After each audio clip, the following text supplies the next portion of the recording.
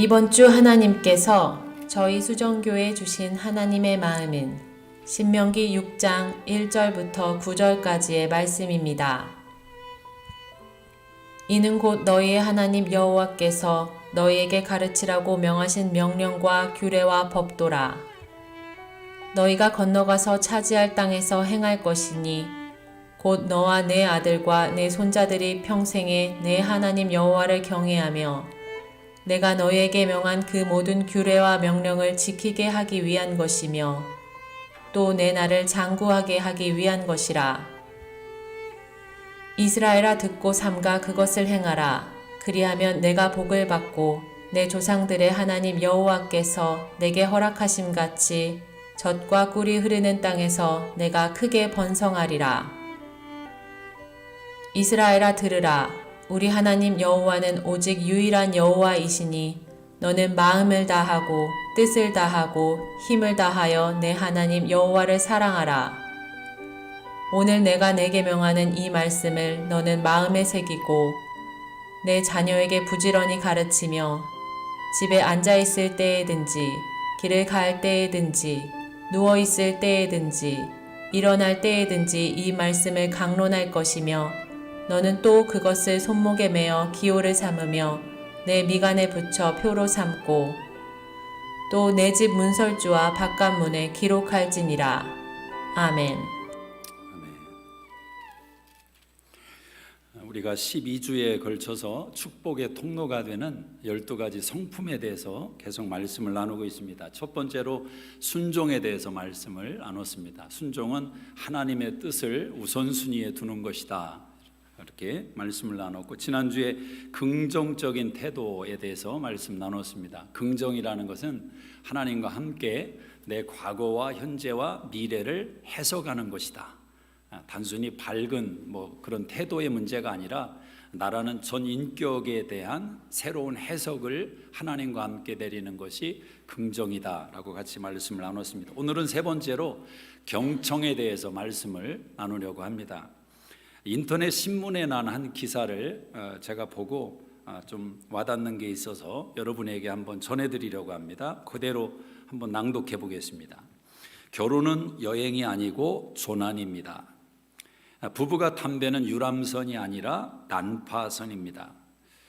너를 믿고 가다가 너 때문에 죽겠다가 너를 잡아먹어야 내가 삽니다. 먼 훗날 둘이 함께 어느 해안가에 떠밀려와 정신을 차리고 보면 오직 너밖에 없습니다. 그 무시무시한 파도와 미칠 듯한 갈증과 밤의 불안을 함께한 사람은 너밖에 없습니다.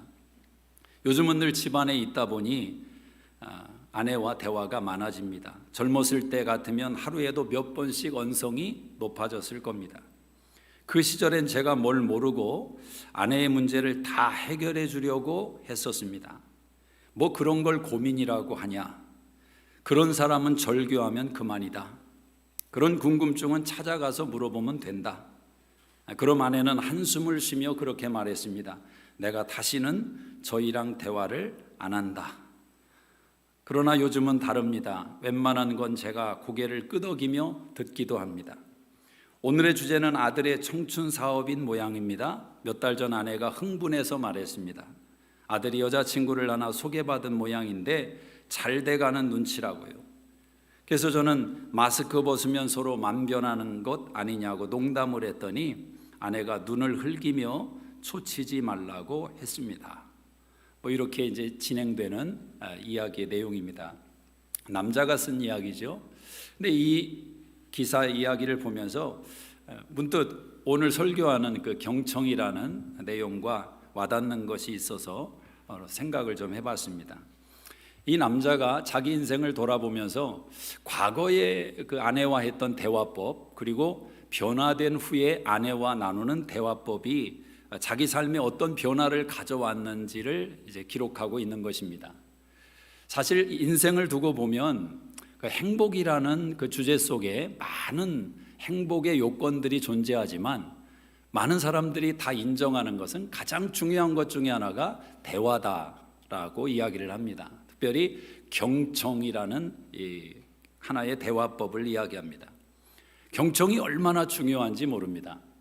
이 경청이라는 말을 한자에 보면 기울어질 경, 그다음에 들을 청이라는 그런 한자로 기록이 되어 있습니다.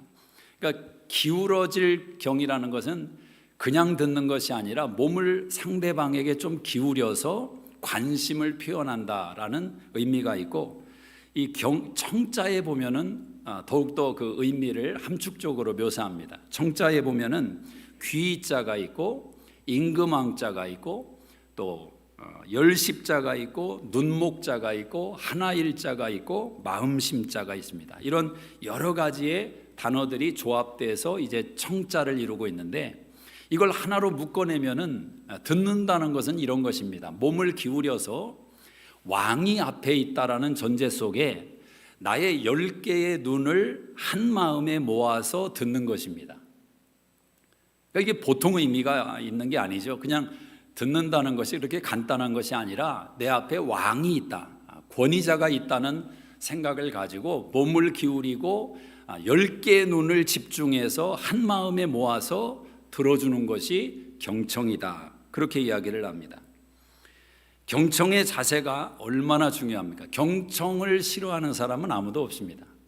경청을 싫어하는 사람은 아무도 없습니다. 다 경청 받기를 원하고 경청하는 사람이 인정을 받습니다. 그럼에도 불구하고 경청이 참 쉽지 않은 여러 이유들이 있을 겁니다. 우리 동양적인 정서에서 자란 분들은 특별히 눈으로 말한다라는 것이 굉장히 익숙하지 않습니다. 우리는 대화를 나눌 때 어른과 대화를 나누면 항상 어디 어른이 얘기하는데 똑바로 쳐다보냐고 얻어맞고 자랐기 때문에 바라보는 것이 익숙하지가 않죠. 적당히 고개를 숙여야 되지 않습니까? 근데 또 너무 숙이면 또 얻어맞습니다. 반항한다고.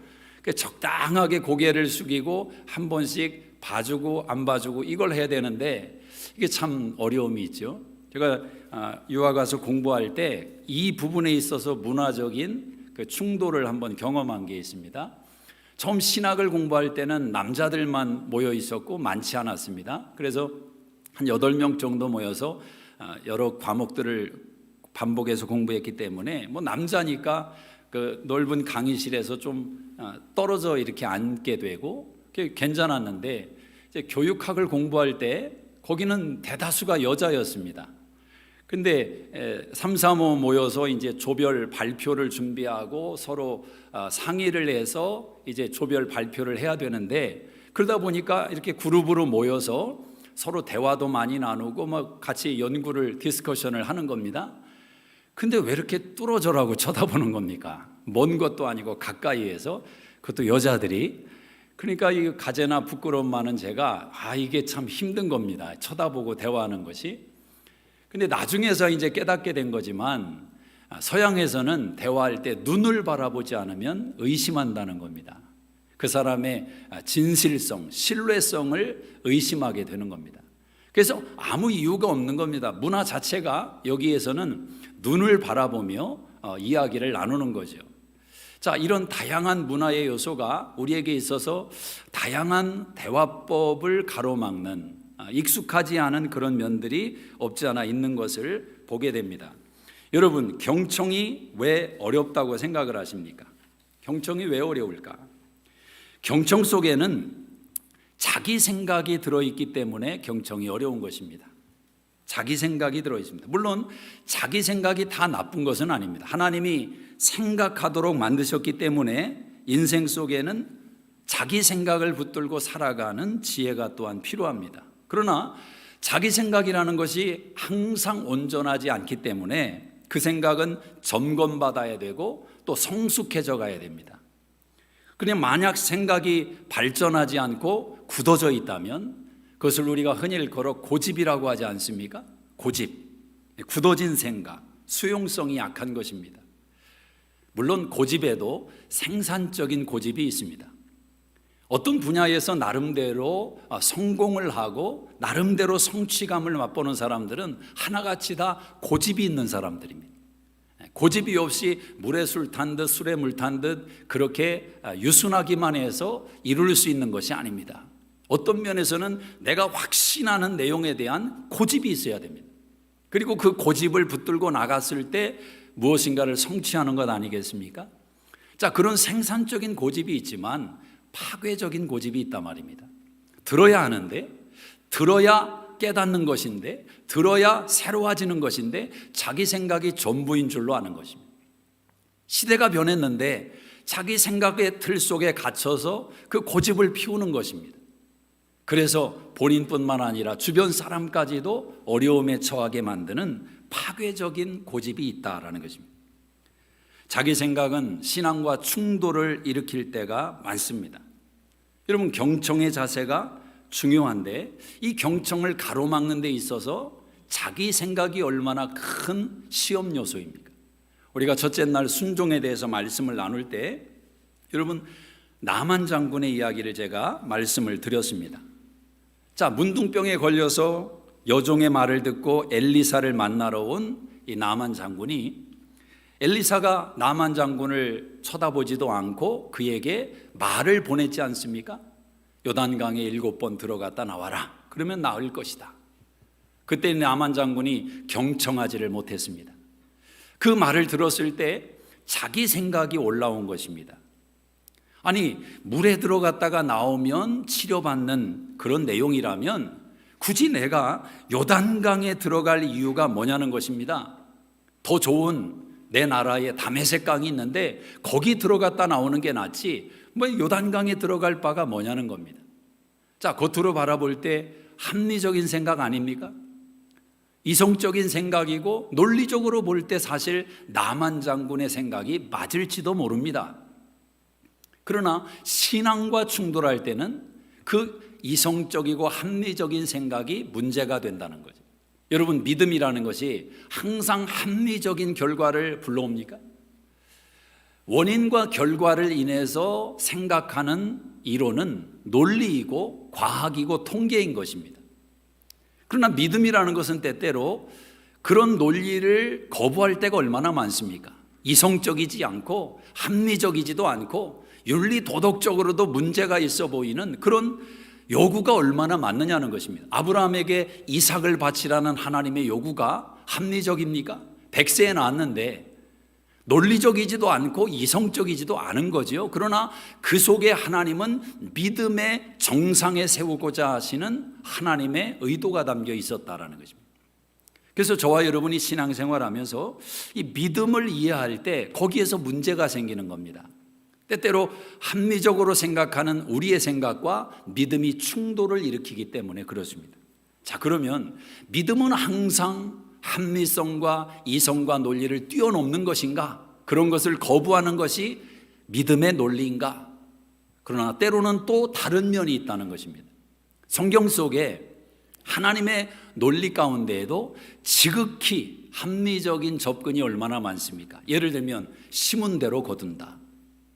이것은 우리 예수 믿는 사람뿐만 아니라 저 불신자들 세계에서도 통하는 이론입니다. 그들도 중요하게 붙들 수 있는 가치관입니다.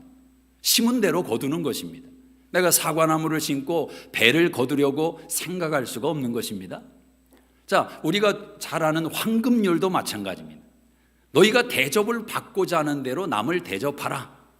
그 논리는 특별히 하늘 위에 가서 깨달을 필요가 없습니다. 그냥 상식적인 이야기고 합리적으로 생각할 때 받아들여지는 내용이다라는 것입니다. 그래서 신앙생활을 하다 보면 이 믿음과 이성이 완전히 따로 노는 것 같지만 또 때로는 하나가 되어서 우리의 신앙을 건강하게 만들어갑니다. 여러분이 구원받은 것은 전적인 하나님의 은혜요, 예수 그리스도께서 완성해 놓으신 사건입니다. 우리가 거기에 보탬될 것도 없고 우리가 어떤 가미할 것이 전혀 없는 것입니다. 그걸 우리가 은혜라고 말하는 것입니다. 이것은 완성된 것입니다. 자, 그런데 그런 저와 여러분이 하나님의 은혜 속에서 가나안의 삶을 살아가기 위해서, 복된 삶을 살아가기 위해서 필요한 것이 뭐냐? 조건이 필요하다라는 것입니다. 그 조건을 오늘 모세는 경청이라고 이야기를 하는 겁니다. 이스라엘아, 들으라. 들으라는 것입니다. 그 듣는 정도에 따라서 그 삶이 결정될 수 있다는 것입니다. 여러분, 하나님의 사랑은 변하지 않는 사랑입니다. 무조건적인 사랑입니다. 그 구원의 사랑으로 당신의 자녀들을 하나님이 품으셨습니다. 그런데 때때로 하나님이 자녀들을 키워나감에 있어서 조건을 걸 때가 있습니다. 여러분이 좋아하시는 로마서 8장 28절에 모든 것이 합력하여 선을 이룬다. 얼마나 좋습니까? 내가 손대는 일마다 다 합력해서 최상적인 결과를 만들어낸다면 최고 아니겠습니까? 근데 거기에 조건이 붙는단 말입니다. 그 조건이 무엇입니까? 하나님을 사랑하는 자. 하나님을 사랑하는 자. 고린도전서 2장 10절에 하나님이 예비하신 것은 눈으로 보지 못하고 귀로 듣지 못하고 생각지도 못한 좋은 것을 주신다. 저는 2021년 이 한 해 동안 우리 수종교회 성도님들이 보지도 못하고 듣지도 못하고 생각하지도 못한 좋은 것을 경험하시기를 축복합니다. 그 하나님 붙드시기를 주의 이름으로 축복합니다. 근데 거기에 조건이 있단 말입니다. 그 앞에 뭐라고 말씀합니까? 하나님을 사랑하는 자, 사랑하는 자. 그래서 경청이라는 것은 우리의 인생을 결정하는 중요한 키가 되는 것입니다. 여러분, 사실 기독교 신앙이라는 것은 경청으로부터 시작됐다고 해도 과언이 아닙니다. 여러분의 믿음이 어떻게 출발한 것입니까? 믿음의 기원이 무엇입니까? 로마서 10장 16절에 믿음은 들음에서 나며 들음은 그리스도의 말씀으로 말미암느니라. 내가 들은 것이, 경청한 것이 내 믿음을 이루고 그 믿음이 하나님과의 관계를 만들어간 것 아니겠습니까? 그러므로 경청이라는 것은 우리의 신앙의 근간이 되는 것입니다. 이스라엘아 들으라, 하나님이 말씀하고 계십니다. 오늘 저와 여러분의 귀가 주 안에서 활짝 열리시기를 주님의 이름으로 축복합니다. 자, 하나님의 말씀을 듣는 것, 권위자이고 임금이신 그분의 말에 몸을 기울이고 10개의 눈을 한 마음에 담아서 경청하는 것. 그래서 솔로몬은 하나님께 구한 한 가지가 뭐냐면, 하나님, 내게 듣는 귀를, 듣는 마음을 허락해 주십시오. 경청을 구한 것입니다. 하나님이 말씀하실 때 들을 수 있는 자가 되게 해 주십시오. 여러분, 그 한 가지가 솔로몬의 인생을 결정한 것 아닙니까? 그 부귀와 영광을 결정한 것이 듣는 마음, 경청이었다라는 것입니다. 그럼 우리에게 중요한 화두가 떠오르는 것입니다. 어떻게 경청을 할 것인가? 경청이 그렇게 중요한 것을 알지만 경청을 어떻게 하는 것인지를 알아야 될 것 아니겠습니까? 오늘 모세가 이스라엘 백성들이 가나안 땅을 앞두고 있는 현실에서 가나안의 축복의 삶을 누리기 위해서 이스라엘 백성들에게 권면하면서 말씀합니다. 이스라엘아 들으라, 경청하라. 그 경청의 내용으로 무엇을 얘기하냐면, 자, 5절을 한번 읽어보십시다. 5절 시작. 을 다하고 뜻을 다하고 힘을 다하여 내 하나님 여호와를 사랑하라. 4절 읽습니다. 시작. 이스라엘아 들으라, 우리 하나님 여호와는 오직 유일한 여호와시니.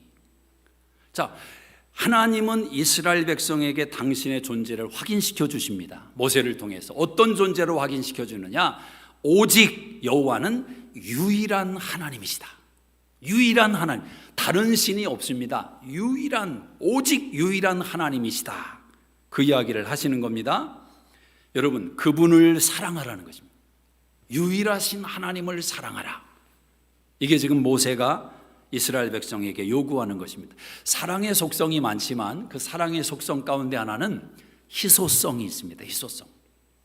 사랑은 좁히는 것입니다. 우리의 마음과 우리의 시선을 좁히는 것입니다.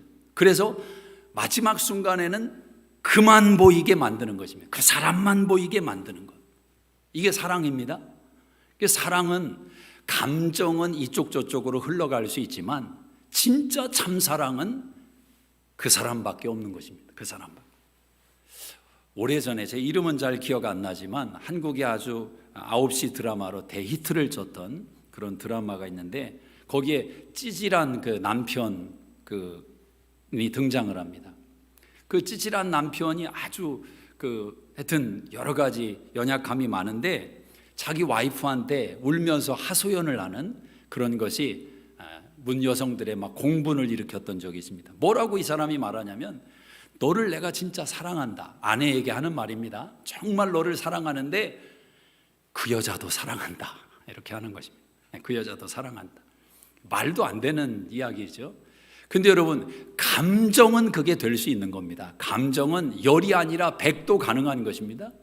그건 사랑이 아니죠. 그래서 사랑은 감정이 아니다. 이거 얼마나 강조했습니까?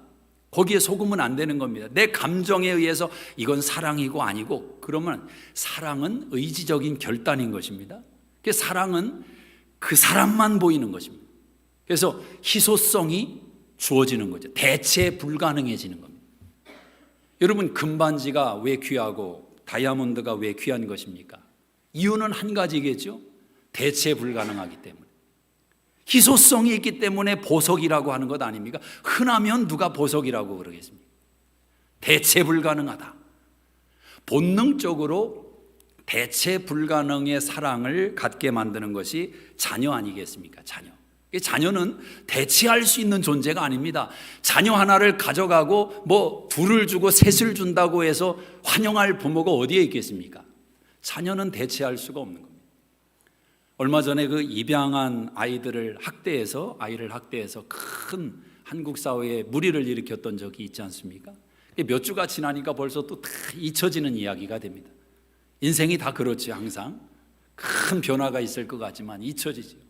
그런데 그 입양의 문제를 두고 이렇게 대담을 하다가 어떤 분이 좀 말에 실수를 해서 입양한 분들이 마음을 다치는 일이 벌어졌는데, 어떤 입양의 어떤 시스템을 논하다가 그냥 툭 나온 말인데요. 만약에 입양한 아이와 부모가 좀 맞지 않는 것 같으면 다시 이렇게 돌려 보낼 수 있는 그런 것도 필요하다. 그런 식의 이제 아마 발언이었던 것 같습니다. 근데 실제 입양한 부모들의 이야기를 들어보면 자녀를 입양하는 순간 그때부터 그 부모는 100% 부모가 되는 겁니다. 그 자녀를 키우다가 기질적인 문제가 나와서 속상하고 힘들고 그런 일을 경험할 수도 있죠. 그래도 바꿀 수 없는 존재라는 거예요. 자녀를 키워가는데 본인들이 몰랐던 질병이 툭 튀어져 나올 수 있는 겁니다. 그래도 입양한 부모들이 그 자녀를 절대로 내 품에서 밀어내지 않는다는 겁니다. 왜? 그 순간 대체 불가능한 자녀가 되었기 때문에. 여러분, 하물며 10달 동안 내 뱃속에 품고 아픔으로 낳은 자식이겠습니까? 이게 대체 불가능하다는 것입니다. 그게 사랑의 속성인 겁니다. 희소성이죠. 자, 문제는 이렇게 본능적으로 사랑할 수 있는 것은 누구나 다 할 수 있는 것 아니겠습니까? 그런데 본능이 안 되는 대상을 두고 그런 사랑을 만들어가는 것이 신앙이다라는 거죠. 예를 들어 남편을 바라보면서 그렇게 고백이 되겠습니까? 대체 불가능한 사람이다. 한번 옆에 남편들 한번 집에서도 좀 보시고, 어때요? 옆에 있는 분이 대체 불가능합니까? 이 고백이 있어야 된다는 거죠. 대체 불가능한 사람. 네, 똑같은 말인데 제가 이걸 단어를 살짝 떼놓고 생각해 보니까 도대체 불가능한 사람. 이건 어감이 굉장히 달라지더라고요. 근데 여러분, 대체 불가능한 대상으로 자꾸 만들어가는 게 신앙이고 인생입니다. 어느 순간 그런 인생이 돼야 되는 것입니다. 교제 속에도 정말 신앙 안에서 아름다운 교제를 만들어가는 한 사람이 등장할 때 여러분, 그 대상과 그런 마음이 느껴져야 되는 겁니다. 야, 이건 대체 불가능한 사람이다. 우리 하나님께서 여러분을 바라보실 때 그 심정으로 보신다는 겁니다. 여러분, 세상에 여러분이 예수를 잘 믿고 나름대로 주님 뜻대로 살기 위해서 몸부림치는 신앙들이겠지만 세상에 얼마나 헌신되고 충성되고 기가 막힌 신앙인들이 많겠습니까? 그런 신앙인들에 비하면 어찌 보면 우리들의 신앙이 발 뒤꿈치를 핥는 것도 못할 만큼 연약하다고 느낄 수 있는 그런 마음이 들 수도 있습니다. 그렇게 세상에는 눈물겨울 정도로 주님 사랑하는 사람들이 많습니다. 자, 그런데 그렇게 많은 사람들이 있기 때문에 하나님께서 그 신앙인들을 바라보면서 대체 가능하다고 생각하실까?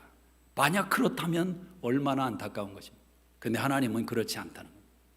아브라함을 갖다 놔도 베드로를 갖다 놔도 여러분 한 사람과 대체할 수 없는 것이 하나님의 사랑이다라는 거죠. 여러분 그 사랑을 믿으십니까? 은혜를 안다는 것은 하나님이 나를 어느 정도로 사랑하신다라는 것에 눈을 뜨는 것입니다. 내가 어떤 존재냐, 나의 허물과 연약함이 어떻게 드러나고 있느냐를 상관하지 말고 적어도 예수님이 나를 위해 십자가에 달려 돌아가셨다는 것을 100% 믿는다면 하나님은 나를 바라보실 때 대체 불가능하게 보시는 겁니다. 기가 막힌 사랑이죠.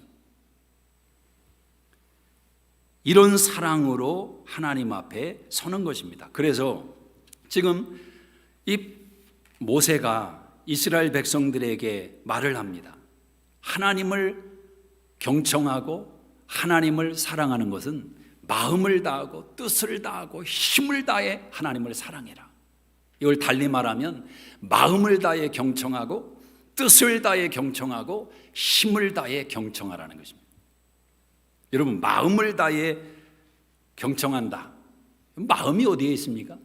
누차 설교했으니까 이제 좀 아실 거예요. 마음은 성경적으로 보면 눈에 있고 입에 있는 것입니다.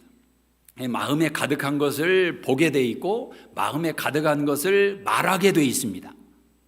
이게 성경적인 가르침입니다. 그래서 마음을 다해서 하나님을 사랑하고 경청한다는 것은 눈으로 내 입술로 하나님의 말씀에 반응을 보이는 것입니다. 대화를 할 때 눈을 바라보는 것, 아까도 말씀드렸습니다. 얼마나 중요한지. 여러분 최근에 눈을 바라보며 대화 나눈 적이 언제이십니까? 가장 가까울수록 어찌 보면 이 경청이 어려울 수가 있습니다. 대화를 나눠도 텔레비전 보면서 서로 대화 나누고 핸드폰 서로 하면서 대화 나누고 아니 눈을 마주 보면서 상대방 눈 속에 빠져들어가면서 대화를 나눈 게 언제냐 말입니다. 언제? 이민 오실 때 그때 한 번 나누고 그 대화가 필요하단 말입니다. 가장 가까이에 있는 사람부터 내가 쉽게 건성건성 들을 수 있도록 만드는 위험성이 거기에 있는 것입니다. 가장 소중한 사람인데 가장 건성건성 들을 수 있단 말입니다. 오늘부터 한번 이걸 바꿔보시기를 바랍니다.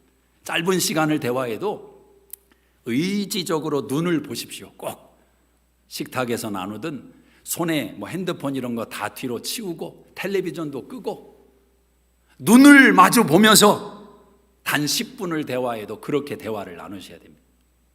그리고 또 중요한 게 입술로 대화를 마음을 표현하는 것입니다. 추임새를 넣는 것이죠. 와, 야, 아. 여러분 경청을 하는 사람의 특징이 뭐냐면 추임새를 잘 넣습니다. 대화할 때 어떤 사람과 대화하는 것을 좋아하는가 가만히 보면은 추임새가 많은 사람과 대화하는 것을 좋아한다는 겁니다.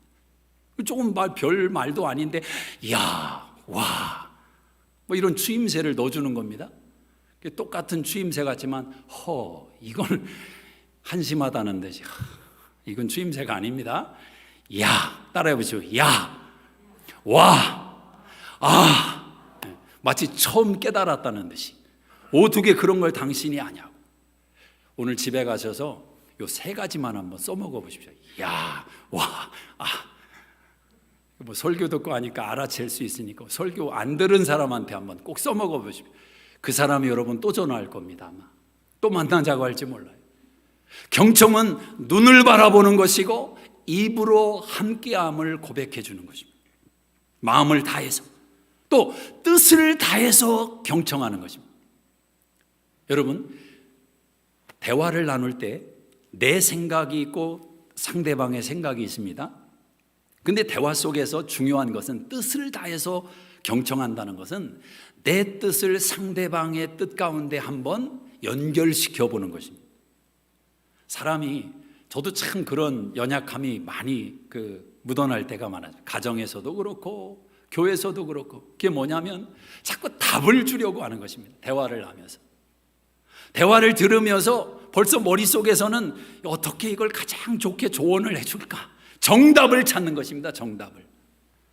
근데 사실 밖에서는 그게 워킹할 때가 있어요. 왜냐하면 목사를 만나서 정답을 얻고자 그래도 목사를 만나려는 경우가 많겠죠. 그러나 부부 사이에는 정답이 아니더라고요. 그렇지 않습니까? 부부 사이에는 정답이 아니라 공감해달라는 얘기입니다. 공감해달라는. 내 생각이, 내 감정이 지금 이런데 당신 생각, 감정을 내 생각과 감정에다 한번 올려놔줘 보세요. 이걸 원하는 것인데 답을 주는 거죠. 아까 서두에 말씀드린 그 남자처럼 답을 주는 것입니다. 그런 대화는 경청이 아니라는 겁니다. 언더스탠드가 무엇입니까? 상대방 앞에 가서 그 밑에 내가 서보는 것입니다. 언더스탠드.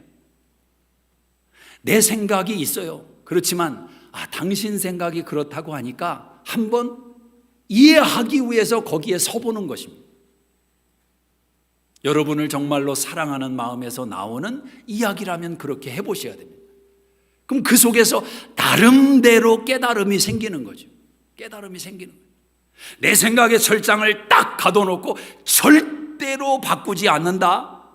참 어려운 얘기입니다. 경청이라는 것은 내 뜻을 다해서 들어준다. 그리고 세 번째 중요한 게 어떻게 사랑하라는 겁니까? 마음을 다해서 사랑하고 뜻을 다해 사랑하고 힘을 다해서 사랑하라. 힘을 다해서.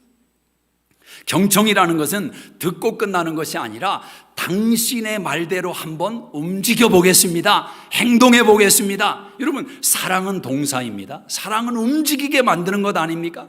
하나님을 사랑하라.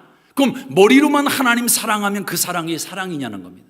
그 사랑은 내 몸을 움직이고 내 계획과 내 미래와 내 인생을 움직이는 것이 사랑 아니겠습니까?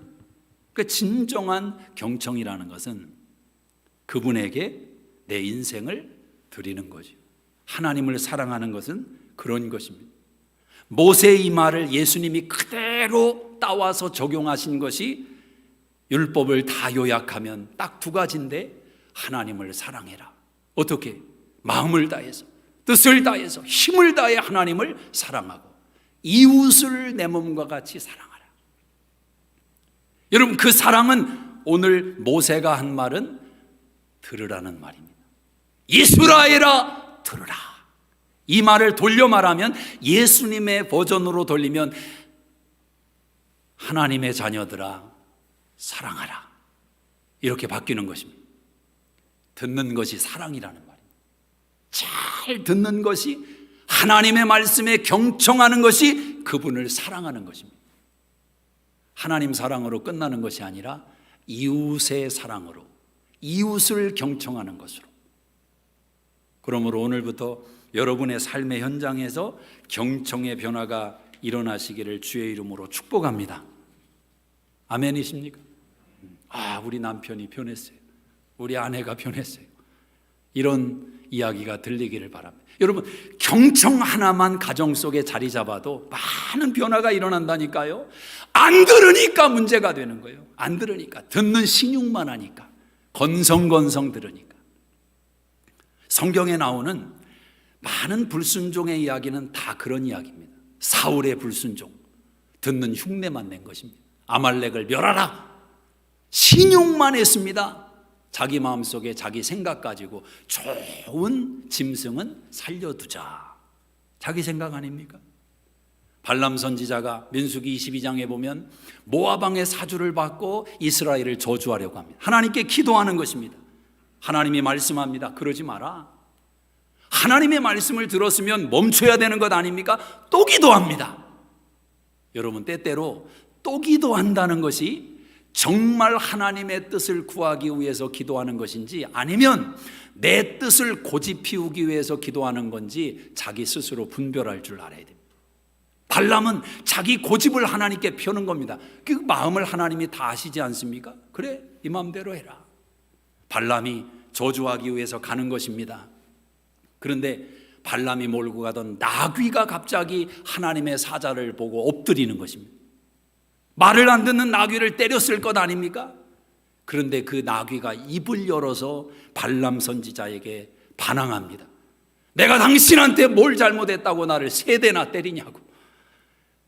하나님의 음성에 경청을 안 하니까 짐승의 입을 열어서 듣게 하시는 거죠. 그런데도 발람은 결국 듣지 않습니다. 여러분, 경청이 내 마음대로 되는 것 같은가? 그 속에 은혜가 있어야 됩니다. 경청도 기질입니다. 습관입니다. 어려서부터 말을 듣지 않는, 부모의 말에 경청하지 않는 자녀라면 큰일 날 일입니다. 큰일 날 일이에요. 경청은 습관입니다. 기질입니다. 내 운명을 만들어버리는 거예요. 가나안의 삶을 결정해버리는 것입니다. 그러니 경청이 얼마나 중요한 거죠. 우리 예수님은 자기 생각이 있음에도 불구하고 그 생각을 아뢰기는 아뢰입니다. 하나님, 이 잔이 내게서 지나가기를 원합니다. 예수님 생각 아닙니까? 그러나 하나님의 생각이 들어올 때 예수님은 자기 생각을 내려놓습니다. 내 뜻대로 마시고 아버지의 뜻대로, 아버지의 생각대로 되기를 원합니다. 경청은 전인적으로 듣는 것입니다. 마음을 다해서, 뜻을 다해서, 힘을 다해서. 자, 두 번째로 경청은 뭐냐? 경청은 지속적으로 듣는 것입니다. 지속적으로. 자, 6절을 한번 같이 읽어보겠습니다. 6절 시작. 오늘 내가 내게 명하는 이 말씀을 너는 마음에 새기고 내 자녀에게 부지런히 가르치며 집에 앉았을 때든지 길을 갈 때든지 누워있을 때든지 일어날 때든지 이 말씀을 강론할 것이며 너는 또 그것을 내 손목에 매어 기호를 삼으며 내 비간에 붙여 표를 삼고 또 내 집 문설주와 바깥문에 기록할지니라. 경청이라는 것은 한 번 듣고 끝나는 것이 아니라 지속적으로 들려져야 되는 것입니다. 순종이라는 것은 한 번의 순종이 아니라 내 평생의 순종, 일생의 순종이 되어야 돼. 순종이 습관이 되어야 됩니다. 경청은 한 번 듣는 것으로 끝나는 것이 아니라 내 마음속에 새겨져서 날마다 기억 속에서 되살아나야 되는 것입니다. 여러분, 들은 것을 내 속에서 반복적으로 되살리는 것이 우리가 흔히 묵상이라고 그러는 겁니다. 묵상, 메디테이션. 이 묵상이라는 단어와 약이라는 메디신의 이 단어가 같은 어원에서 나온 것입니다. 여러분, 약의 습성이 무엇입니까? 약을 먹으면 그 약이 몸에 녹아서 스며들어갑니다. 그 약의 기운이 몸속에 스며들어가서 몸의 연약함과 싸워서 물리쳐서 이겨내도록 만드는 것 아닙니까? 하나님의 말씀도 마찬가지입니다. 들었습니다. 들은 말씀을 기억하고 마음에 새기고 반복적으로 되뇌이고 고백할 때, 묵상할 때 그 말씀이 여러분의 가치관 속에, 인생관 속에, 여러분 마음속에 스며들어가서 악한 것을 제거하고 그릇된 것을 벗어나게 만들고 여러분의 영혼을 깨끗하게 순결하게 걸러내는 것입니다. 얼마나 중요한 것입니까? 경청은 지속적으로 우리 속에서 반복돼야 되는 것이다. 반복돼야 되는 것이다. 한 번 듣고 끝나는 것이 아닙니다. 경청은 여러분의 자녀의 축복을 결정하는 키가 되는 것입니다. 지금 모세가 이스라엘 백성들에게 말합니다. 마음에 새겨라. 새겨서 뭐 하라는 겁니까? 자녀를 가르쳐라. 자녀를 가르쳐라. 이 하나님의 말씀이 너희에게 들려진 말이 너희 세대에 끝나지 말고 너희 후손들에게, 자녀들에게 계속해서 들려지도록 가르쳐라. 얼마나 부지런히 가르치라는 겁니까? 앉았을 때도 가르치고 일어섰을 때도 가르치고 들어와서도 가르치고 나가서도 가르치고 문설주에도 붙여놓고 이마에도 붙여놓고 기회만 되면 가르치라는 거예요. 기회만 되면. 왜? 그것이 자녀들의 인생과 축복, 가나안의 삶을 결정하기 때문에. 가나안의 삶을 결정하는 것은 들어가서 어떻게 사느냐가 아니라 어떻게 경청하느냐가 결정한다라는 그 비밀을 가르쳐주고 있는 겁니다. 한 세대는 가고 한 세대는 오는 것 아닙니까? 사사기 2장 10절에 보면 그렇게 고백을 합니다. 한 세대가 그 조상들에게로 돌아갑니다. 그 후에 일어난 다른 세대가 왔는데 문제는 이 다른 세대가 여호와를 알지도 못하고 하나님이 행하신 일을 알지도 못하더라는 것입니다. 가장 비극인 것입니다. 부모는 교회 중심으로 일생을 살았습니다. 부모는 하나님 제일 중심으로 일생을 살았습니다. 그래서 그 믿음과 신앙과 인생 속에 하나님 없이는 상상할 수 없는 영원한 기쁨과 천국의 상급이 결정되어 있는 그런 인생을 달려왔단 말입니다. 근데 그 자녀 세대에 가서 그 믿음이 단절되고 그 신앙의 계보가 끊어지고 더 이상 하나님이라는 존재, 우리 가정 속에 일하신 하나님에 대한 기억이 없는, 여러분 부모에 대한 기억을 자녀들이 떠올리면서 우리 부모님은 이민 와서 고생 참 많이 하신 분이야, 이것만 기억나도록 만드실 겁니까? 아니면 우리 부모는 이민 와서 참 고생 많이 하셨는데 하나님 믿고 하나님 때문에 승리하신 분들이야, 그 하나님을 기억할 수 있도록 만드시겠습니까? 최고의 교육은 하나님을 의식하게 만드는 것 아닙니까? 자녀들의 인생에 부모가 아무리 간섭하고 보호하고 뒤따라 다녀도 한계가 있는 순간이 온단 말입니다. 더 이상 보호할 수 없는, 내 육신의 한계로 더 이상 자녀를 돌볼 수 없는 그 생각과 마음과 인생을 더 이상 간섭할 수 없는 순간이 옵니다. 그때 어떻게 하시겠습니까? 그때 어떻게 하시겠습니까? 하나님을 의식한다면, 하나님을 의식한다면 그 순간에 연약함을 이겨낼 수 있지 않겠느냐라는 것입니다. 블레싱 133을 우리가 진행하고 있습니다. 여러분의 가정이 하나님을 잘 섬기는 그런 예배로부터 여러분의 가정이 되살아나는 그런 은혜가, 그런 부흥이 있기를 주의 이름으로 축복합니다. 집에서 엄마 아빠가 성경을 펴는 모습을 보여줘야 합니다. 하나님 말씀을 알기 위해서 노력하고 또 하나님 뜻대로 결정을 내리면서 고민하고 그걸 놓고 기도하고 눈물을 흘리고, 그래서 하나님의 은혜를 경험하는 것을 한 번이라도 보여주셔야 됩니다. 최고의 교육인 것입니다. 부모의 그늘 뒤에서, 어깨 뒤에서 자녀는 그걸 뚜벅뚜벅 걸어가면서 다 눈여겨보는 것입니다. 그 자녀들이 살아가는 인생 가운데 비단길만 있겠습니까? 장미꽃만 보면서 살아갈 수 있겠습니까? 가시도 찔리겠지요. 흙탕물도 덮을 수 있겠지요. 그때 어떻게 이겨낼 수 있느냐? 어떻게 하나님을 의지하고 하나님 중심으로 그 위기를 극복할 수 있겠느냐? 부모가 걸어간 대로 하는 것 아니겠습니까? 그래, 기도해야지, 하나님께 나가야지, 하나님을 의지해야지 되살아나는 거죠. 그래서 적어도 한 세대가 가고, 여러분 언제나 보면 올드 세대가 더 헌신적이고 더 열정적이고 주님밖에 모르고, 다른 세대가 일어날 때 항상 연약함의 요소가 밀려오는 것이 세상의 흔한 모습입니다. 영적인 흐름의 모습이기도 합니다. 이걸 깨트려야 되는 것입니다. 그래서 계속해서 다음 세대가 더 믿음 안에, 더 심실하게, 더 하나님 중심으로 달려가는 은총과 은혜, 순종의 경청이 이어지기를 주의 이름으로 축복합니다. 제가 어린 시절을 가만히 이렇게 돌아보니까 저도 죄를 많이 졌지요. 아주 부끄러운 죄도 많이 졌고 말할 수 없는 그런 죄도 많이 졌죠. 그런데 가만히 돌아보면 죄를 져도 한계가 있었던 느낌이 듭니다. 죄를 막 지어 가다가도 어느 순간이 되면은 더 못 넘어가는, 뭐 안 돼요, 이게. 내 마음도 그렇고 환경도 그렇고.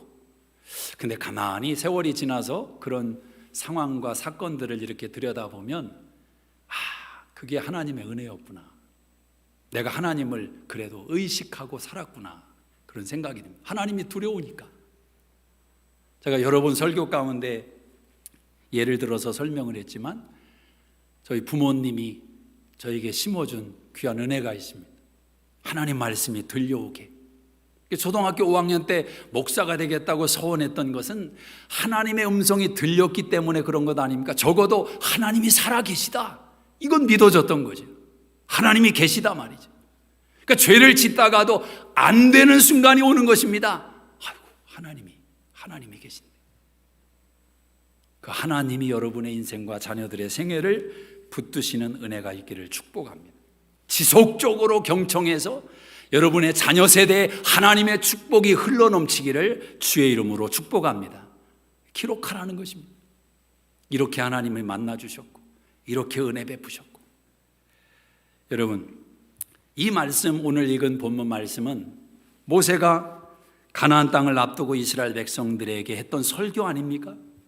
여러분, 모세가 어떤 사람입니까? 하나님께서 그를 사용하기 위해서 부르셨을 때 그는 미디안 광야에서 40년 동안 양을 치던 목자였습니다. 꿈도 잃어버렸고 비전도 잃어버렸고 실패자로 낙오자로 40년을 은둔했던 모세를 하나님이 픽업하신 겁니다. 출애굽기 4장 1절에 보면 하나님이 그렇게 말씀하십니다. 내 백성이 내 말을 듣지 않는다. 믿지 않는다는 것입니다. 듣지 않는다는 것입니다. 그래서 너를 보내서 이제 그들을 구원하고 저 바로왕 내 말을 듣지 않는 저를 내가 물리칠 것이다. 이게 모세를 픽업하신 겁니다. 모세도 연약합니다. 자기 현실을 바라볼 때 감당이 안 되는 일이죠. 하나님이 모세에게 말합니다. 모세야, 너 손에 있는 게 무엇이냐? 하나님, 지팡이입니다. 그 지팡이는 장인 이드로의 양떼를 치던 지팡이입니다. 몇 안 되는 양떼를 치면서 자기 인생을 꾸려왔던 모세의 지팡이, 지금은 80의 노구의 몸을 지탱할 수 있는 마른 나무 막대기 지팡이일 뿐입니다. 하나님이 말씀하십니다. 그 지팡이를 던져라. 땅에 던졌더니 그 지팡이가 뱀이 되는 것입니다. 마른 나무 막대기가 살아있는 생물이 되었습니다. 하나님이 또 말씀합니다. 모세야, 그 뱀의 꼬리를 잡아라. 여러분, 뱀을 잡을 때 절대로 뱀의 꼬리를 잡으면 안 됩니다. 뱀의 머리를 잡는 거지, 뱀꾼들이 뱀의 머리를 잡지 절대로 꼬리 잡지 않습니다. 왜? 꼬리를 잡으면 뱀이 물어버립니다. 근데 하나님은 뱀의 꼬리를 잡으라는 것입니다. 모세는 죽음을 각오하고 뱀의 꼬리를 잡습니다. 하나님의 말씀에 경청합니다.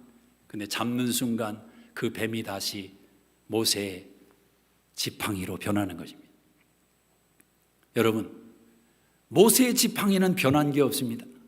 잠깐 뱀으로 변했다가 다시 지팡이로 돌아왔지만 그 지팡이는 여전히 모세가 일생 동안 양을 치며 실패의 자리에서, 절망의 자리에서 자기 자신을 한탄하며 나름대로 인생을 꾸려왔던 마른 막대기일 뿐입니다. 그런데 하나님의 말씀을 경청하고 난 순간, 모세가 죽고 난 순간 다시 그 지팡이는 모세와 함께 살아나는데, 그 지팡이 속에 하나님의 능력이 임하고 하나님의 지혜가 임하고 하나님의 권세가 임하고 하나님의 기적이 임하는 것입니다. 그 지팡이를 뻗는 순간 홍해가 갈라집니다. 그 지팡이를 뻗는 순간 온 천하의 짐승들이 벌떼처럼 애굽 땅을 덮어버리는 것입니다. 애굽의 나일강을 덮어버리는 것입니다. 하나님의 능력이 모세의 마른 막대기를 통해서 역사하더라 말입니다. 경청하니까.